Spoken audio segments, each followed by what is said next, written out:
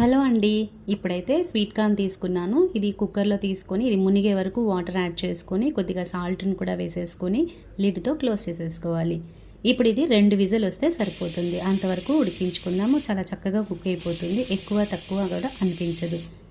So 2 whistle వచ్చిన తర్వాత stove off చేసేసుకొని ఇంకొక ప్యాన్ పెట్టుకొని దాన్ని స్టవ్ ఆన్ చేసుకొని ఇక్కడైతే నేను కొద్దిగా ఆయిల్ వేస్తున్నాను. అలానే 1 స్పూన్ వరకు నెయ్యిని కూడా వేస్తున్నాను. మీరు ఈ ప్లేస్లో బటర్ని కూడా యాడ్ చేసుకోవచ్చు, లేదా కంప్లీట్గా నెయ్యితో కూడా చేసుకోవచ్చు.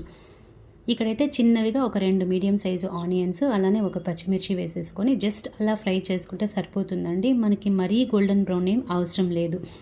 ఆనియన్స్లో పచ్చివాసన పోయే వరకు ఒక నిమిషం పాటు ఫ్రై చేసుకుంటే సరిపోతుంది. ఇప్పుడు ఇందులో ఒక టమాటాను కూడా యాడ్ చేసేసుకోవాలి.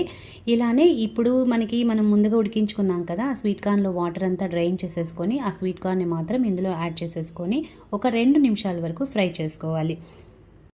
ఈ స్వీట్ కార్న్ సలాడ్ని ఈవినింగ్ స్నాక్ లాగా తీసుకోవచ్చు, లేదా నైట్ డిన్నర్లో కూడా తీసేసుకోవచ్చు. మనకి స్టమక్ ఫుల్గా అనిపిస్తుంది, అండ్ హెల్దీ కూడా. ఇప్పుడు ఒక 2 నిమిషాల తర్వాత మనకి ఎంత స్పైసీనెస్ కావాలో దానికి తగినంతగా కారము, కొద్దిగా మిరియాల పౌడరు, అలానే చాట్ మసాలా వేసేసుకొని కొత్తిమీర కూడా వేసేసుకున్న తర్వాత దీన్ని మనం ఇంకొక నిమిషం పాటు ఫ్రై చేసుకుంటే సరిపోతుంది.